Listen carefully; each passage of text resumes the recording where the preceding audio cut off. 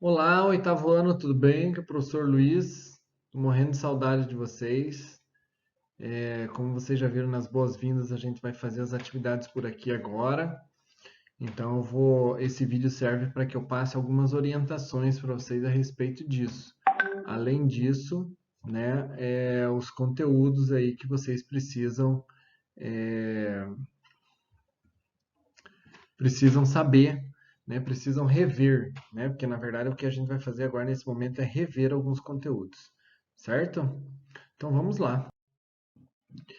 Então o que que a gente vai estudar, o que que a gente vai rever? Então é o capítulo 1, que trata sobre os povos e os países do mundo atual, mas antes da gente entrar nessa questão dos povos do mundo atual, a gente precisa entender como é que foi a formação da população mundial.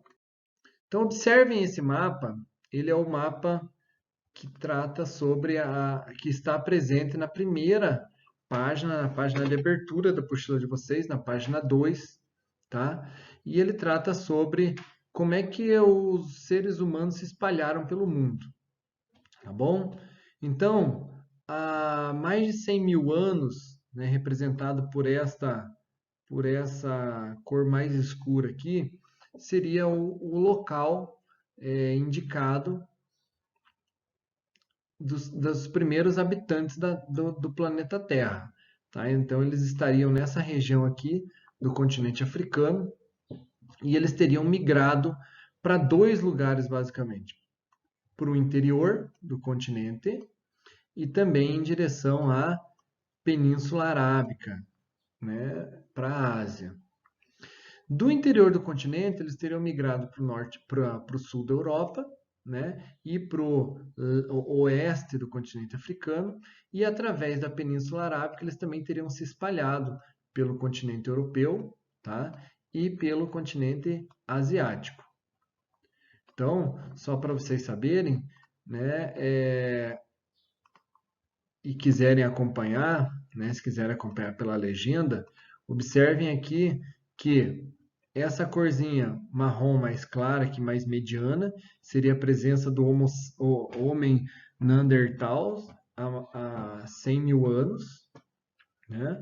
E a presença de outras espécies humanas também há 100 mil anos, que seriam essas aqui,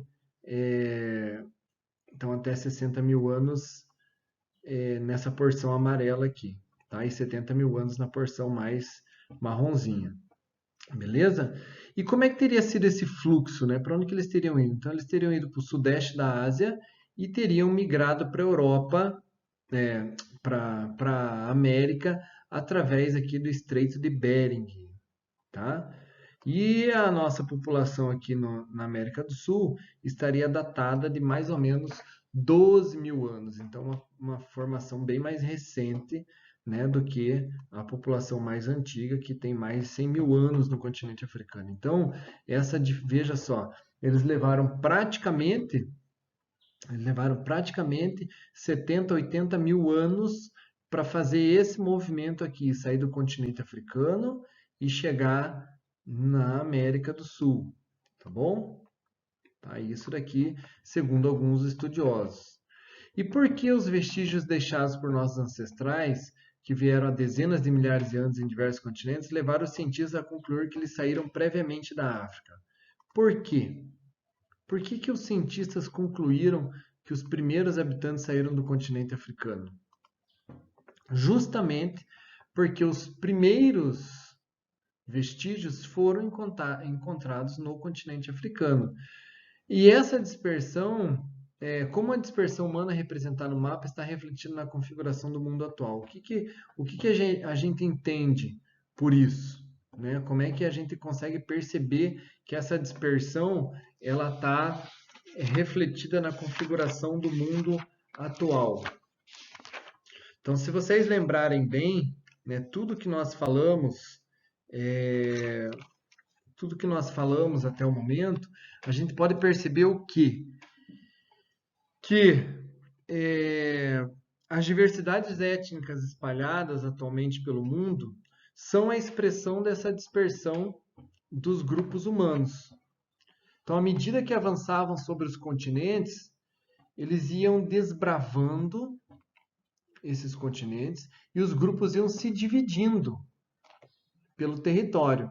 Na medida que eles iam se dividindo pelo território, eles iam incorporando elementos culturais, elementos do território no seu modo de viver. E isso foi transformando e modificando o modo de viver. E aí hoje o que nós temos? Nós temos uma população extremamente diversificada nos modos de vida, na questão cultural, na questão das festas, na questão das religiões, dos idiomas.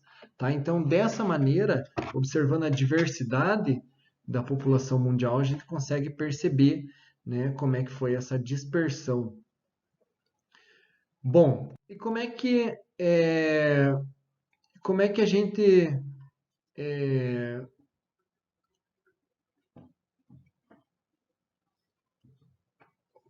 então, para a gente resumir isso tudo, né, eu coloquei esse texto aqui, que é o mesmo texto que está na apostila de vocês, que ele fala o seguinte: o espaço geográfico é resultado da assimilação e da interação da atividade humana sobre a natureza. Durante milhões de anos, nossos ancestrais permaneceram no continente africano e, nesse período remoto, fixaram-se diversos locais desse continente.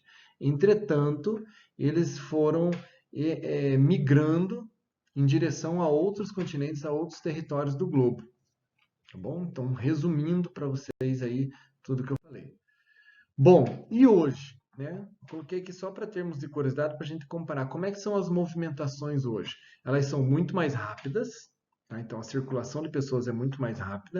E aqui eu coloquei um exemplo de rotas do fluxo aéreo mundial. Então veja que o fluxo ele é muito intenso, principalmente das regiões aqui, eu vou marcar para vocês aqui em preto, das regiões da Europa Ocidental e do Nordeste e Leste dos Estados Unidos e do Sul e Sudeste, aliás, né, vamos dizer, o Sudeste e o Leste do continente asiático, aqui pegando Japão e China, tá?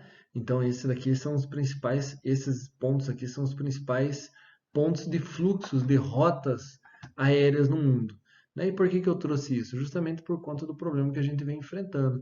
Então, aqui, as epidemias, as informações, as mercadorias, hoje elas circulam com muito mais facilidade, muito mais velocidade, graças a esse processo de globalização, essa facilidade de circulação.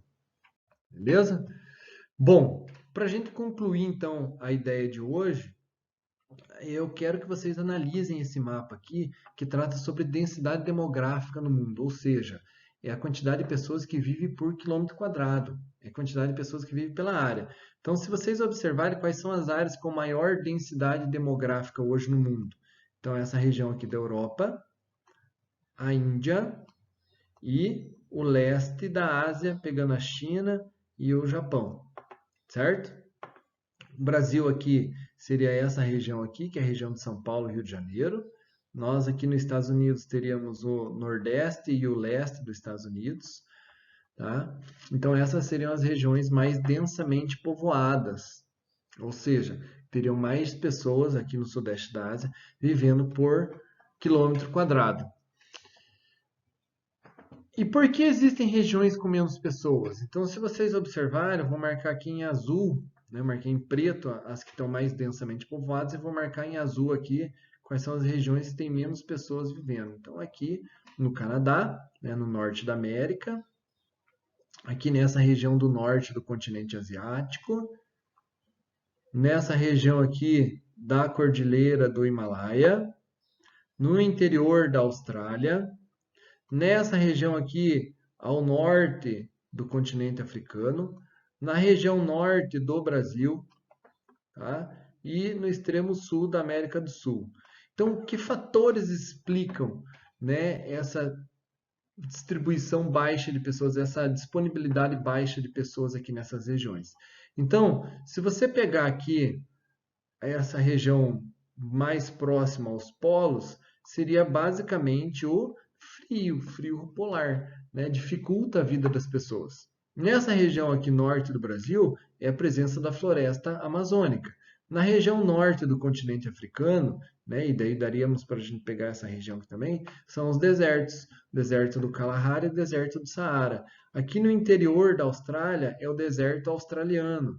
Aqui na cordilheira do Himalaia é a presença de montanhas. Aqui no sul da América do Sul também é um deserto, chamado deserto da Patagônia, que é muito gelado. E aí, por fim, né, essa região aqui da Antártica, que é quase inabitável, né, em função do frio.